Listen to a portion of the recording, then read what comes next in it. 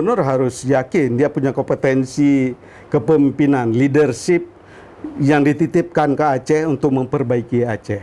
Jadi kalau dia punya kompetensi tinggi, punya kemampuan tinggi dan leadership yang tinggi, dia saya pikir bisa memimpin seluruh aparat yang ada di bawahnya. Dia datang dan dititipkan menjadi PJ Gubernur Aceh untuk kepentingan rakyat Aceh.